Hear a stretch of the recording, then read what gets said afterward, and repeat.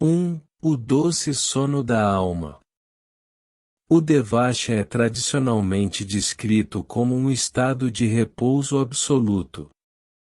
Após o esgotamento das energias densas no Kama-loka, umbral, a alma se retira para um castelo de cristal construído por seus próprios pensamentos elevados. Ali, não há dor, não há perda e não há lembrança do mal. É o céu subjetivo onde colhemos as flores das sementes boas que plantamos na terra. Mas há um porém: o Devachan seria uma ilusão necessária? É um sonho vívido onde a alma processa o que viveu, mas ainda está presa ao mental inferior, limitada pela sua própria capacidade de imaginar a felicidade. 2. Além do Devachan. A grande questão que surge para o buscador é possível despertar dentro desse sonho? Se passamos a vida terrena treinando a mente, praticando a meditação e buscando o discernimento, viveka, criamos um hábito de consciência que não morre com o corpo físico. Assim como um praticante de sonhos lúcidos percebe que está sonhando ao notar uma inconsistência, o estudante de esoterismo pode, em pleno gozo devachânico, desconfiar daquela realidade. Ao questionar, isso é real ou é apenas o reflexo da minha própria mente, ocorre uma mudança de frequência. A consciência deixa de ser uma mera espectadora da forma para buscar a essência. Seria este o salto quântico para o plano da alma, ou permaneceríamos ali, mas agora como observadores lúcidos? 3. Rompendo a bolha, do mental inferior ao abstrato. Nesse momento de dúvida consciente, a vibração se altera. A consciência abandona as formas e imagens limitadas do mental inferior e se eleva ao mental abstrato. Nesta transição, você deixa de ser a personalidade que merece o descanso ou que recebe a recompensa.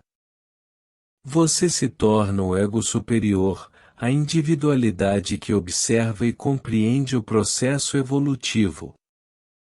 Nesse estágio, o tempo do Devachan, que poderia durar séculos no mundo das formas, é comprimido pela intensidade da percepção. A alma extrai a essência das lições em um relâmpago de compreensão, a síntese. O conforto do paraíso torna-se pequeno diante da vastidão da verdade. 4. A escolha do retorno consciente. Quem acorda no Devachan descobre uma verdade libertadora: o trabalho real não é descansar, mas evoluir. Ao atingir o mental abstrato, a alma reencontra seu plano de vida e percebe que as sementes, o karma, ainda aguardam no laboratório da Terra. Em vez de esperar que a gravidade espiritual o puxe de volta para um novo nascimento, o ser que despertou pode escolher o momento e as condições do seu retorno? Ele pode optar por habitar ali por um tempo em consciência plena ou apressar o fim do seu repouso para retomar a jornada, queimar dívidas kármicas e servir a humanidade com a lucidez recém-adquirida. 5. Treinar o despertar. Não se acorda no Devachan sem ter aprendido a acordar na Terra. Cada meditação, cada momento em que você se desidentifica de uma chateação atual ou de um desejo passageiro, é um ensaio para esse despertar final. O objetivo não é o paraíso, mas a libertação. E a libertação começa quando deixamos de ser escravos tanto da nossa dor quanto do nosso prazer. 6. Possibilidade. Ou, quem sabe, talvez esse processo todo tenha sido vivido dentro do Devachan.